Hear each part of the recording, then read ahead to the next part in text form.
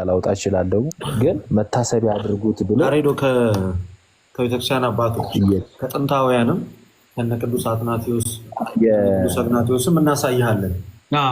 የቀደሙ የቤተክርስቲያን አባቶች በዚህ ላይ እምነታቸው ምን እንደሚመስል አሁን የቤተክርስቲያናችንን አንድምታ እያረን የሐዋርያት ደቀ መዝሙር የሆኑት የቤተክርስቲያን አባቶች ቅዱስ አትናቴዎስ ደግሞ ሌሎችም ምን እንደሚሉ እናሳይሃለን። ቀጥሉ። እሺ ይኸውልህ አላዛሬ መታሰቢያ የሚለውን እንፈታለን። እሺ መታሰቢያ ሲባል ምን ማለት ነው? ምክንያቱም በመጽሐፍ ቅዱስ መታሰቢያ አንድ ጥያቄ በዛው አያይዘን የምመልስልኝ ማለት ነው። መዝሙርዬ አንድ ጥያቄ መጽሐፍ ቅዱስ ያው በዕብራይስጥና በግሪክ ወይም ደግሞ በአርማይክ እንደተጻፈ አይ ቲንክ ይታመናል አይደለ? እንደዛ ነው ብዬ ነው ማስበው እኔና ግሪኩም ወይም ደግሞ አዲስ ኪዳን በግሪክ እንደተጻፈ ይናገራል። ሰምቻለሁ እንደዛ እንደሆነና አይ ቲንክ የግሪኩን ዳይሬክት ተተርጉሞ ነው ይሄኛው ፍቺ አሁን አንተ ያስረዳኸኝ ፍቺ የመጣው የግሪኩም እንደዛ ይላል ብለህ ታስባለህ? አምናለሁ እንጂ ምን አስባለሁ። እሺ ኦኬ፣ ግሪኩም እንደዛ ነው የሚፈታው ማለት ነው። አዎ እናያለን፣ ችግር የለውም እናያለን። ኦኬ እሺ፣ አልፎ ሲሄድ እሱ ነው ብዬ ነው። ችግር የለውም እናያለን። እሺ አሁን በደንብ አስበው ወንድሜ። መጀመሪያ የመጽሐፍ ቅዱስን እንጨርስና ከዛ ከአባቶች ትምህርት ደግሞ እናሳይሃለን። ምክንያቱም አባቶች ስንል መቼም የቀደሙትን አባቶች እያነሳን ስለሆነ መቼም የቀደሙት የሐዋርያቱ እነ ፖሊካርፕስ የሐዋርያቱ ደቀ መዛሙርት የሐዋርያቱ ተማሪዎች መቼም ግዕዝ አይናገሩም ማለት ግዕዝ አይናገሩም። ስለዚህ ምን ብለው ተረዱት? ራሱ ይሄንኑ ምን ብለው ተረዱት የሚለውን በኋላ እናሳያለን። መጽሐፍ ቅዱስ ግን መጀመሪያ እንጨርስ። እሺ አሁን አንተ ቁርባን ህብስቱ ምንድነው የምትለው? የስጋው ምሳሌ ነው እንጂ ስጋው አይደለም ነው የምትለው አይደል? አይ ነው እኔ ያልኩ ያሉት ህብስቱ ማን ነው? ህብስቱ ምንድን ነው ስትባል የጌታ ስጋ ነው አትልም አንተ አይደል? አትልም። ዝም መታሰቢያ ነው እንጂ የምትለው መታሰቢያ ማለት ለአንተ የጌታ ስጋ አይደለም ማለት ነው አይደል? ኦኬ መታሰቢያ ማለት ግን እንደዛ አይተረጎም። ትርጉሙን አሳይሃለሁ። እሺ እዚህ ጋር አንደኛ ቆሮንቶስ ምዕራፍ 10 ቁጥር 16 እንዲህ ይላል፣ የምንባርከው የበረከት ጽዋ ከክርስቶስ ደም ጋራ ህብረት ያለው አይደለምን? የምንቆርሶስ እንጀራ ከክርስቶስ ስጋ ጋራ ህብረት ያለው አይደለምን ይላል አይደል? እሺ የበረከት ጽዋ ያለው ምኑን ነው? ጽዋውን አይደል? የጌታ እራቱን ማለት ነው። ጽዋ የተባለው ጽዋውን ነው። ህብስቱ ስጋው ነው፣ ጽዋው ደግሞ ጽዋው ነው አይደል? የበረከት ጽዋው ከምን ጋር ህብረት አለው አለ? ከክርስቶስ ደም ጋር። እዚህ ጋር ጽዋ የተባለውና የክርስቶስ ደም በቀራንዮ የፈሰሰው ነው አይደል? ህብረት አለው ማለት ነው። ህብረት አለው ማለት ይገናኛል ማለት ነው። አንድነት አለው፣ አንድ ነው ማለት ነው አይደል? ህብረት አለው ማለት ለምሳሌ አንተ ከእግዚአብሔር ጋር ህብረት አለ ስለ ምሳሌያዊ ህብረት ነው ወይስ ትክክለኛ ህብረት? ትክክለኛ ህብረት ነው እንጂ። ጎበዝ። የምንባርከው የበረከት ጽዋ ከክርስቶስ ደም ጋር ህብረት ያለው አይደለምን? እዚህ ጋር ያለው ህብረት ከእውነተኛ ከደሙ ጋር ጽዋ ያለው ህብረት ምሳሌያዊ ወይስ እውነተኛ ስለሆነ ያ ጽዋው ምን ይባላል ማለት ነው? የጌታ ደም። ምክንያቱም ህብረቱ ምን ስለሆነ ምሳሌያዊ ሳይሆን እውነተኛ ስለሆነ አይደል? እሺ ቀጥል። የምንቆርሰውስ እንጀራ ይላል። የምንቆርሰው እንጀራ ህብስቱ ማለት ነው ከክርስቶስ ስጋ ጋር ህብረት ያለው አይደለምን ይላል አይደል? ስለዚህ ህብስቱ ከማን ጋር ህብረት አለው? ከስጋው ጋር ህብረት አለው። ከየትኛው ስጋ ጋር? ከክርስቶስ ስጋ ጋር ህብረት አለው። ህብረት አለው ማለት አንድነት አለው። አንድ ነው ማለት አይደለም? ራሱ ነው እንደሱ ነው ብዬ ፕሊዝ በደንብ ስማኝ። አሁን ቃሉን ብቻ ታማኝ ነፍታው ምሳሌ ያኪን ስለነበረ ህብረቱ ግን ምሳሌ አያደርገው። ገባ? ምክንያቱም ህብረት ያለው ነገር ምሳሌ አይባልም።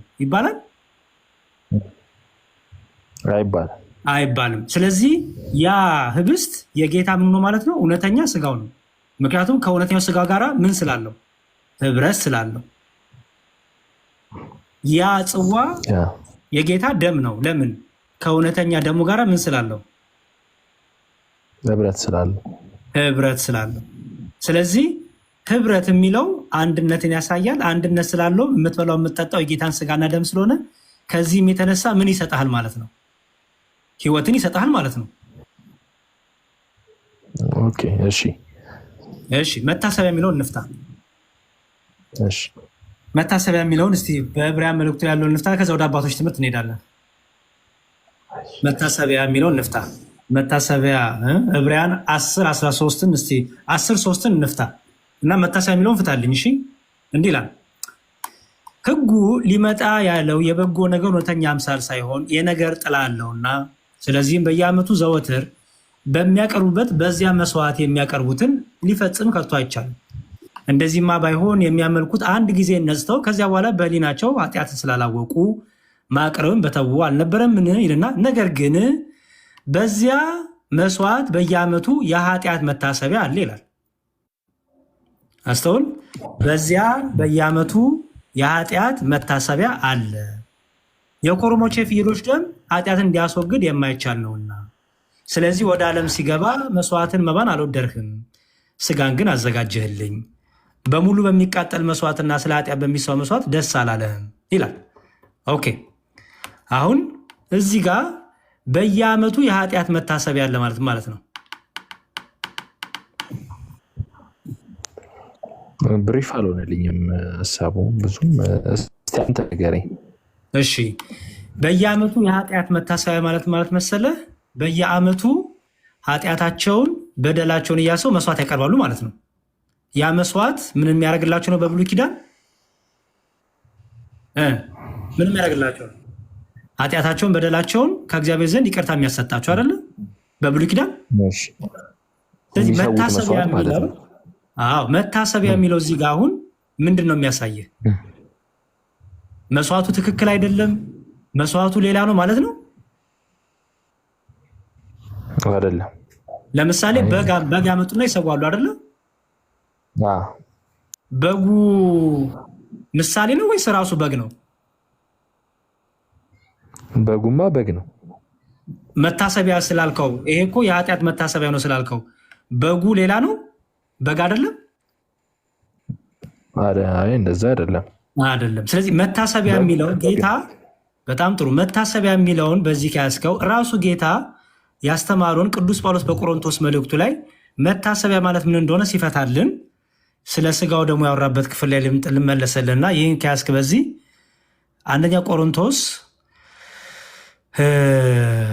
እንዲህ ይላል ቅዱስ ጳውሎስ ምዕራፍ 13 ላይ አይ ቲንክ ምዕራፍ 15 እሺ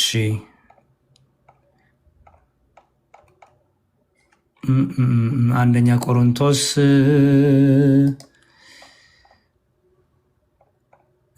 ምዕራፍ 11 እሺ እንዲህ ይላል፣ ጌታ ኢየሱስ አልፎ በተሰጠበት በዛች ሌሊት እንጀራን አንስቶ አመሰገነ፣ ቆርሶም ምን አለ? እንካችሁ ብሉ፣ ይህ ስለ እናንተ የሚሆን ስጋዬ ነው። አየው፣ ይህ ስለ እናንተ የሚሆን ምንድን ነው? አላዘር አለ ስጋዬ ነው። ይህንን ለመታሰቢያ አድርጉት አለ። በደንብ አስተውል። ይህንን ለምን አድርጉት? ለመታሰቢያ አድርጉት። ኦኬ፣ ቅድም ስናነበው በዕብራውያን መልእክቱ ላይ የኃጢአትን መታሰቢያ አድርጉ ነበር ያል አይደለ? አሁን እዛ ጋር መታሰቢያ እዚህ ጋርም የሚደረግ ነው። ይሄን ለመታሰቢያ አድርጉት አለ ጌታ። ለመታሰቢያ አድርጉት ሲል ያ ክቡር ስጋው ክቡር ደሙ ህብስቱና ጽዋው እውነተኛ ጌታ ስጋና ደም አይደለም ማለት ነው? አንተ ባልከው ከሆነ ልክ ነህ። በአንተ አሁን በሄድንበት ወይ ማለት ነው። ኦኬ፣ እዚሁ ዝቅ ብላ ይመልስልሃል። ምን ይላል መሰለህ? ይህን እንጀራ በበላችሁ ጊዜ፣ ይህን ጽዋ በጠጣችሁ ጊዜ ጌታ እስኪመጣ ድረስ ሞቱን ትናገራላችሁና ይላል። አየው። ስለዚህ ክቡር ስጋውንና ክቡር ደሙን ስንበላ ስንጠጣ ግርፋቱን፣ ህማሙን፣ ሞቱን፣ ትንሣኤውን እየመሰከርን እንጠጣለን፣ እንበላለን ማለት ነው። አየህ፣ ምን እያደረግን? ስለኛ የተከፈለውን ዋጋ ምን እያደረግን? እያሰብን፣ እያመንን፣ እያለቀስን፣ እያነባን የጌታን ስጋና ደም እንበላለን፣ እንጠጣለን። የምንበላው የጌታ ስጋና ደም ግን እውነተኛ ጌታ ስጋና ደም ነው። መታሰቢያ የምናደርገው ምን ስላለ ጌታ ይህንን ዕለት ዕለት ብሉ ጠጡ፣ ይህን ባረኩ ጊዜ ስለእናንተ ስጋዬን እንደቆረስኩ ደሜ እንዳፈሰሱ እመኑ፣ እወቁ፣ መስክሩ እያለ ነው ጌታ። ግን ስንበላው ግን የምንጠጣውና የምንበላው ምሳሌ የሆነ የጌታ ስጋ ወይስ እውነተኛ የጌታ ስጋ? ኦኬ እሺ፣ ጥሩ አሪፍ ነው። ልጨርስልህ። ኦኬ ስለዚህ አለ ስለዚህ ሳይገባው ይህን እንጀራ የበላ ወይም የጌታን ጽዋ የጠጣ ሁሉ የጌታ ስጋና ደም ዕዳ አለበት ይላል። አሁን አስተውል። ስለዚህ ሳይገባው ይህን እንጀራ የበላ ወይም የጌታን ጽዋ የጠጣ ሁሉ የጌታ ስጋና ደም ዕዳ አለበት። ጽዋውና ህብስቱ የጌታ ስጋ ካልሆነ ለምንድን ነው የጌታ ስጋና ደም ዕዳ የሚያመጣብህ? አይ ቲንክ በዚህ ክፍል አውድ መሰረት ሳይገባው ከወሰደ እያቃለለው ነው እንደማለት ስለሆነ ማለት ነው። ገባኝ። ምሳሌ ከሆነ የጌታ ስጋና ደም ዕዳ ለምን ያመጣብሃል? የእውነት ካልሆነ ጽዋውና ህብስቱ እውነተኛ የጌታ ስጋና ደም ካልሆነ ለምንድን ነው የጌታ እውነተኛ ስጋና ደም ዕዳ የሚያመጣብህ? ሊያመጣበት ይችላል። እውነተኛ ቢሆንም ባይሆንም ሊያመጣበት ይችላል ብዬ አስባለሁ። እውነተኛ ከሆነ ደግሞ ሞር ችግር ያመጣበታል፣ ዕዳ ያመጣበታል። ህብረት እኮ አሉ አለን ቅድም አላዛርዬ። ህብረት ስላሉ አትለኝም እንዴ? መልሱ እኮ ቀላል ነው። ከእውነተኛ ከጌታ ስጋና ደም ጋር ምን ስላለው? ጽዋው ህብረት ስላለው። ስለዚህ ያ ህብረት የጌታ ስጋና ደም ጋር ህብረት ስላለው የጌታ ስጋና ደም ዕዳ ያመጣብሃል ማለት ነው። ኦኬ እሺ። ሰው ግን ራሱን ይፈትን፣ እንዲሁም ከእንጀራው ይብላ ከጽዋው የሚጠጣ ሳይገባው የሚበላና የሚጠጣ የጌታን ስጋ ስለማይለይ ይላል። አሁን ያው ሳይገባው የሚበላና የሚጠጣ የማንን ስጋ ስለማይለይ? የጌታን ስጋ ስለማይለይ። እየበላ ያለው ህብስቱ ነው አይደለ? ግን ያ የሚበላውን ህብስቱ ማን ብሎ ጠራው ቅዱስ ጳውሎስ? የጌታን ስጋ የጌታ ስጋ ብሎ ጠራው አይደል? ስለዚህ አንተ የምትበላው የጌታ ስጋ ነው ብለህ ነው አይደለም ብለኛል ቅድም። አዎ። እዚህ ጋር ግን የጌታ ስጋ ይለዋል። ገብቶሃል? ገብቶኛል። ስለዚህ ይላል ዳይሬክት ቃሉ የጌታ ስጋ ይለዋል። በቃ የጌታን ስጋ ስለማይለይ ለራሱ ፍርድ ይበላል ይጠጣል የማይላል አየው። ስለዚህ የጌታ ስጋ ይባላል ማለት ህብስቱ የጌታ ስጋ ነው፣ ጽዋ የጌታ ደም ነው። ሳይገባው ከበላ አንድ ሰው ዕዳና ፍርድ ያመጣበታል። ኦኬ። ስለዚህ እውነተኛ የጌታ ስጋ ነው፣ እውነተኛ የጌታ ደም ነው። በዚህ ትምህርት ጴንጤዎችና እኛ አንገናኝም። ለዚህ ነው በክርስቶስ ትምህርት ጴንጤዎቹና እኛ አንድ ስላልሆንን እነሱ ጋር ያለው ክርስቶስና እኛ ጋር ያለው ክርስቶስ ሲገለጥ አንድ አይነት አይደለም። ስም ሊመስል ይችላል አንድ አይነት እንጂ ስናውቀው ስናጠናው በትምህርት ሲገለጥ ግን አንድ አይደለም ብለን እናምናለን። ሳይክና እሺ፣ አንድ በጣም ግልጽ ነው ሀሳብ ግልጽ ነው። የሆነ ያህል ተረድቻለሁ፣ አጠናዋለሁ፣ አነበዋለሁ። ግን እኔ ደግሞ አሁን እዚህ በእኛ መጽሐፍ ደግሞ ያለውን የሚለውን ልንገርህና እንዴት ታየዋለህ? ደግሞ የጌታ ስጋ ሳይገባው የሚለው ስጋ የሚለው ቃል የጌታን አካል ወይም የክርስቶስ አካል የሆነችውን ቤተክርስቲያንን ያመለክታል። አንዱ አመለካከት ሰውየው የጌታን እራት በሚካፈልበት ጊዜ የሚካፈለው ነገር የተሰቀለውን የክርስቶስን ስጋ እንደሚወክል ሳይረዳ ይካፈላል የሚለው ነገሩ። እንዲህ ከሆነ ደሙ ለምን አልተጠቀሰም የሚል ጥያቄ ያስነሳል። ሁለተኛው አመለካከት ደግሞ የጌታን እራት የሚካፈለው ሰው ቤተክርስቲያን የክርስቶስ አካል እንደሆነች ባለማስተዋል በቁጥር 20 እና 21 ላይ የተጠቀሰው ራስ ወዳድነት ይታይበታል የሚለው ፍርድ በማያምኑ ሰዎች ላይ የሚመጣው ፍርድ ሳይሆን በአማኞች ላይ የሚደርሰውን እንደ ሕመምና ሞት ያለውን የቅጣት ፍርድ ነው ብሎ ይፈተዋል የኛ መጽሐፍ። ያንተ መጽሐፍ ችግሩ ይሄ ነው። አሁን ያንተ መጽሐፍ ፍርዱን ምን አድርጎታል? ስጋዊ ቅጣት ብቻ አድርጎታል አይደል? ሕመምና ሞት ያለውን የቅጣት ፍርድ ይላል። በዘላለም ሕይወት ከዘላለም ሕይወት ጋር አላገናኙም አይደል? ፍርዱን ግን ይላል መሰለህ እዚህ ጋር እዛው ዝቅ ብሎ 32 ላይ ራሳችንን ብንመረምር ግን ባልተፈረደብን ነበር አለና፣ ነገር ግን በተፈረደብን ጊዜ ከዓለም ጋር እንዳንኮነን በጌታ እንገጻለን ይላል። ከዓለም ጋር መኮነን ሰው ሁሉ የሚኮነንበት ጊዜ መቼ ነው? በመጨረሻው ጊዜ በፍርድ ወንበር ፊት ሲቀር በክርስቶስ። ስለዚህ የመጨረሻው የፍርድ ቀን ማለት ከህመምና በበሽታ መሞት ማለት ነው? እንደዛ አይደለም። አይደለም። ይኸው ከምን ጋር ነው ያያያዘው? ፍርዱን ከዓለም ጋር እንዳንኮነን ነው የሚለው። ቁጥር ስንት ነበረ እሱ? እዛው ዝቅ ብለህ ቁጥር 32። ስለዚህ ቁጥር 30 ላይ የሚላ መሰለ ስለ ፍርዱ ካወራ በኋላ 29 ላይ 30 ላይ ስለዚህ በእናንተ ዘንድ የደከሙና የታመሙ ብዙዎች አሉ፣ አያሎችም አንቀላፍተዋል ይልና ራሳችንን ብንመረምር ግን ባልተፈረደብንም ነበር አለና፣ ግን ቀጥሎ ምን አለ? ፍርዱን ሲናገር በተፈረደብንም ጊዜ ግን አለ። አየህ፣ የሚፈረድብህ ከሆነ ሳይገባ በመብላት የሚፈረድብህ ከሆነ ከዓለም ጋራ ነው የምትኮነነው ይላል። ከዓለም ጋር እንዳንኮነን በጌታ እንገጻለን ይላል። ከዓለም ጋር የምትኮነነው በበሽታ ነው አይደለም። ስለዚህ አዲሱ መደበኛ ትርጉም ዋሽቷል፣ ትክክል አይደለም። አይ ቲንክ ዋሽቷል ብዬ እኔ አላምንም። ባለኝ መረዳት እስካሁን ይሄኛው ባይዘዌ ሎጂካሊ አሁን አንተ እያስተማርከኝ ከነበረው ሀሳብ እና እኔም ደግሞ እስከዛሬ ሳነበው ከነበረው ሀሳብ አንተው ግልጽ አድርጋ አስተምረዋል ያንተን ትምህርት ማለት ነው። እና እኔ አሁንም ካነበብኩልህ አዲሱ መደበኛ ትርጉም ላይ ካለው ጋር ለጊዜው ለአይምሮዬ እውነት ለመናገር ሳልዋሽም ነገር የተመቸኝ ትምህርት ይሄኛ ሆኖ አገኘሁት የአዲሱ መደበኛ ትርጉም እና ግን ሞር ግን እንዳጠና አድርገህኛል እንዳነበው። ችግር የለውም። አንተ የተመቸ መውሰድ ነው። ባለ አይምሮ ባለቤት ነህ። የተመቸ መውሰድ ነው። የኔ ድርሻ እውነቱን መንገር ነው። የአባቶች ትምህርት መንገር ነው። የመጽሐፍ ቅዱስን ትርጉም መንገር ነው። አንተ ደግሞ እንዳነብ አድርገኛል። እንድመለከተው ወንድሜ አንድ ነገር እንድታውቅ እንፈልጋለን። ከዚህ በፊት ሆነን ለመናገር ማለት የእናንተንም ማስተምሮ አላውቀውም ነበረ። ይሄ አሁን ያልከኝን ዳይሬክት የክርስቶስ ስጋ የጌታ ራት የክርስቶስ ስጋና ደም ነው የሚለውን በዚህ ልክ እንዳለ እንደሆነ አልረዳም። ምክንያቱም በልጅነታችንም ስንኖር ጓደኞቻችን ኮርቦ ሲመጡ ምናምን እናያለን።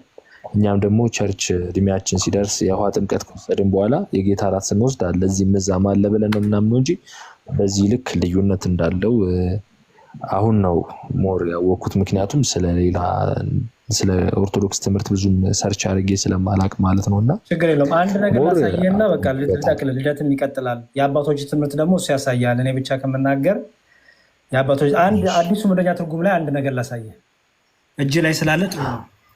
የሉቃስ ወንጌል ምዕራፍ 11 ቁጥር 15 ላይ የሉቃስ ወንጌል ምዕራፍ 11 ቁጥር 15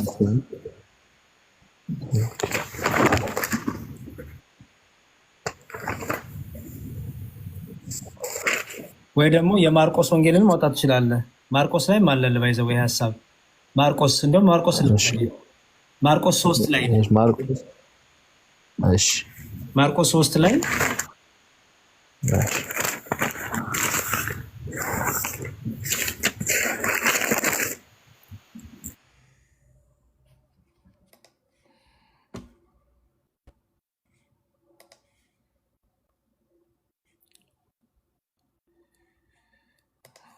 ተቋረጠ እንዴ? እሺ ማርቆስ 3:21 ላይ ሂድና ዘመዶቹም ሰምተው አበደ ብለዋልና ሊይዙት መጡ ይላል አይደል?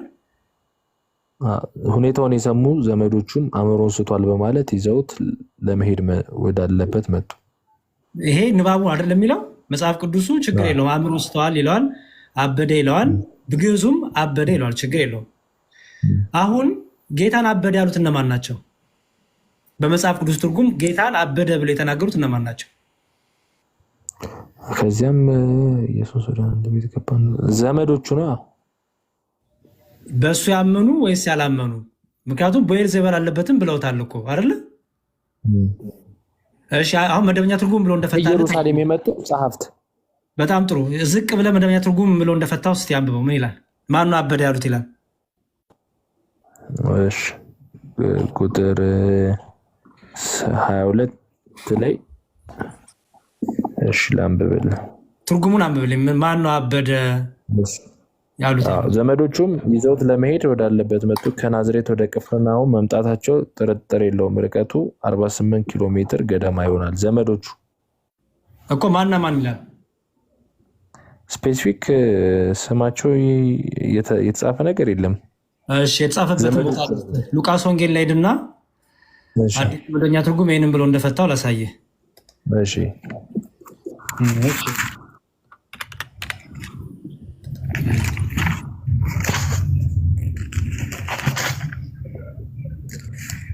እሺ ማርቆስ 3:21 ቆይ ሊይዙት መጡ።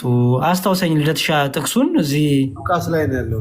አዲሱ መደበኛ ከሆነ ላይ ነው ሉቃስ 3 ላይ ነው የሉቃስ ላይ ነው ያለው ማብራሪያው አይደለ? እዛው ላይ እኮ ይወጣል። ግን ቆይ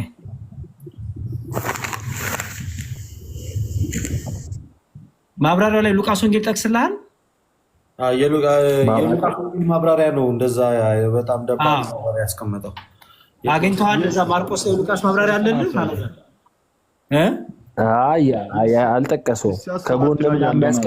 ከጎን የሚያስቀምጠው አላስቀመጠው። ያውጣልኝ ቆይ እንዲያው ስለፈለኩኝ ነው። ምክንያቱም እዛው ሉቃስ ላይ ጠቅሰዋል። እንትኑ ሉቃስ ላይ ማርቆስን ስለሚጠቅስ ወደ ማርቆስ ሂዱ ስለሚል አዲሱ ምን ያትርጉም እኮ ነበረኝ እኔ ቆይ እስካወጣው ስለሚዘገይብኝ ነው እንጂ ያደረግነው እንድንሄድ አሁን እያነሳን ያለ ነው። ይሄኛው መጽሐፍ ይሄ ኦርቶዶክስ ቤተክርስቲያን መጽሐፍ ሳይሆን የፕሮቴስታንት ወንድሞቻችን መጽሐፍ ነው። ማብራሪያ ላይ ያስቀመጡትን ጽሑፍ ነው የምንመለከተው ማለት ነው። አዎ ሉቃስ ወንጌልን ይልኛል እና ትርጉሙን እቀበለዋለሁ ስላለኝ ይሄን ትርጉም ትቀበለዋለሁ ወይ የሚለውን ላይ ትፈልጌ ነው። የሲያስንም ማሳየው ይላል ሉቃስ ወንጌል 8:19 ራሱ አንብበውለትሻል። አላዛርሽ አንብበው እስኪ አንብበው የአዲሱ መደበኛን ትርጉም ያለው 8:19 እሺ አነበዋለሁ። 8:19 ማብራሪያውን እቀበላለሁ ስላልክ ፕሮቴስታንቱ ያስገባው ማብራሪያ በጣም ክርስቶስን የማይመጥን ንግግር ነው። እጅግ በጣም ከዚህ በኋላ በቃ በዚህ ልክ እንዴት እስልምና እንኳን በዚህ ልክ አይናገርም። እሺ ቀጥል ወንድም። እሺ ከዚህ በኋላ የኢየሱስ እናትና ወንድሞች እርሱ ወዳለበት መጡ። እነርሱም ከሕዝቡ ብዛት የተነሳ ወደ እርሱ ሊቀርቡ አልቻሉም። በዚህ ጊዜ እናትና ወንድሞችን ሊያዩ ፈልገው በውጭ ቆመዋል የሚል ወሬ ደረሰው። እሱም ተርጉሟል። እናትና ወንድሞቼ እግዚአብሔርን ቃል ሰምተው የሚያደርጉ ናቸው አላቸው። እሺ በሂድና ማብራሪያው ላይ ሂድ። እሺ ማብራሪያው ላይ የኢየሱስ እናትና ወንድሞች መጡ። ወደ ኢየሱስ የመጡበት ዓላማ በማርቆስ 3:21 እና 31-32 ላይ ተገልጿል።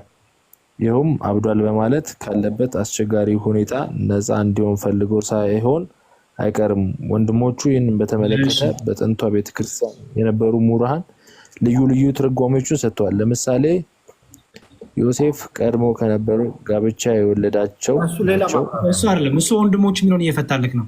አሁን የጠየቁት ጥያቄ አላዛሩ እዚህ ጋር አበደ ያሉት እነማን ናቸው ይልሃል? የኢየሱስ እናትና ወንድሞች እና ድንግል ማርያም ክርስቶስን አብዷል ብላለች አላለች? ከየት አመጣው ታዲያ ትርጉም? የእናንተ መጽሐፍ ላይ እንግዲህ መጽሐፍ ቅዱስ ላይ እንደዚህ ይላል አይልም? እዚህ ላይ የእናንተ ላይ የሚለውሽ ንገሩኝ። አይልም። የኛማ ይኸውልህ በክርስቶስ ያላመኑት እነዛ ፈሪሳውያን ሰዱቂያን ናቸው፣ በዙሪያ የነበሩት ናቸው አበደ ያሉት እንጂ እናቱ ድንግል ማርያም ሐዋርያትን ብለውም አያውቁ። አዎ ማርቆስ ወንጌል ላይ እንደዛ ይላል እኮ አሁን ያነበብኩልኝ ማርቆስ ወንጌል ላይ ጸሐፍት ይላል። ድንግል ማርያም ጸሐፍት ናት፣ ሐዋርያት ጸሐፍት ናቸው። አይደለችም። እዚህ ላይ ግን እዛኛው ላይ እንደዛ ፈተው ገባኝ። ምን እዚህ ዳጉ ላይ እንደውም ማስረጃ ማርቆስ ላይ አይደልክና ምን አለ? ማርቆስ አይደልክና እዛ ላይ አለ ብሎ ግን ክርስቶስን አበደ ያሉት እነማን ናቸው ይላል። ይሄ አዲስ ምን ያትርጉም? እናትና ወንድሞቹ። ስለዚህ ድንግል ማርያም ልጇን አበደ ወይም እብድ ነው ብላ ታውቃለች? በፍጹም። ለዚህች ጋር እንግዲህ እናቱ ካለ ብላለች እያለ ነው ማለት ነው። ተቀበለዋለህ ስለተጻፈ? አዋ እንዴ እግዚአብሔር ቃል መቀበላል። ስለዚህ ድንግል ማርያም ልጇን አብዷል ብላ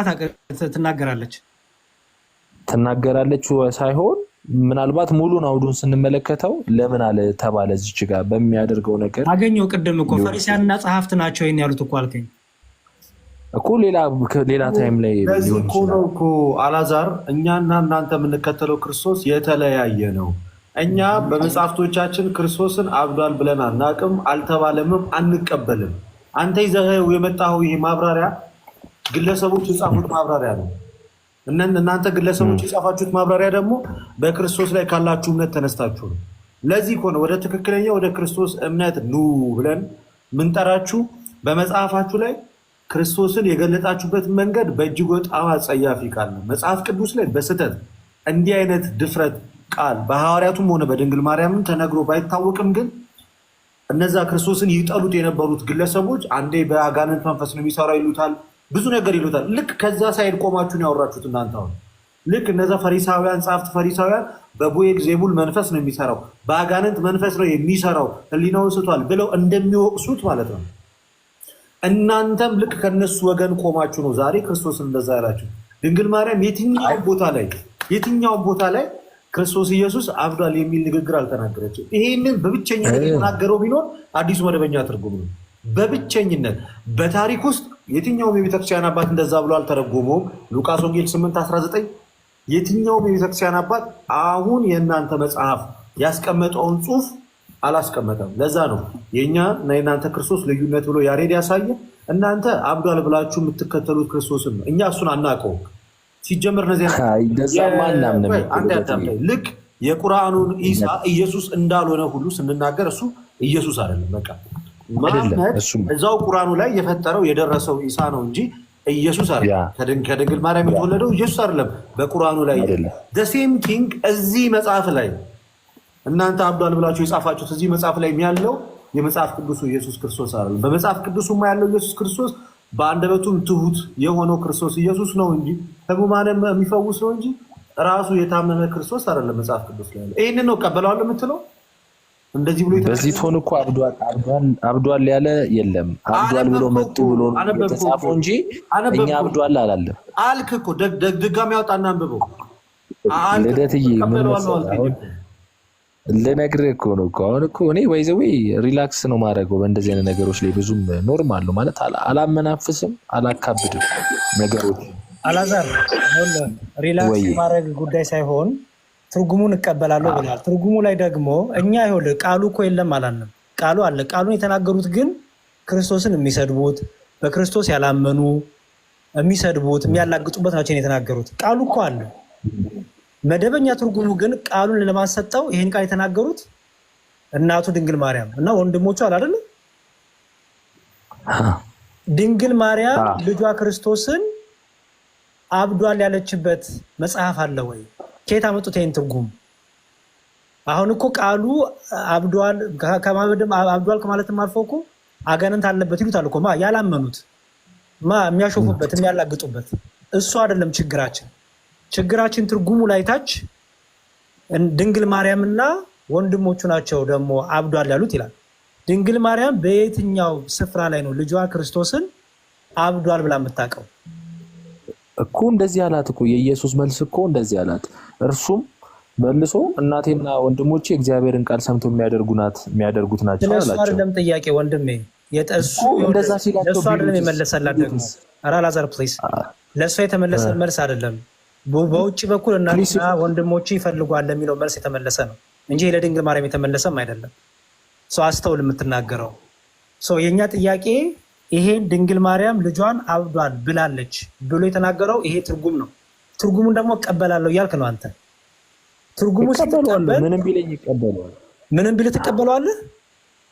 አዎ መጽሐፍ ቅዱስ እስከሆነ ድረስ እቀበለዋለሁ። ኦኬ ሌላ ምን ጨመርልህ? እንደዛ የምትቀበል ከሆነ ጉንጭ አልፋ ነው የሚሆነው። ከዚህ ልጅ ጋር ለሚሰማው መሰናክል ነው የሚሆነው።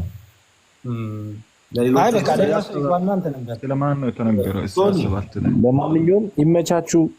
ቴንኪው እድሉ ስለሰጣችሁ አመሰግናለሁ።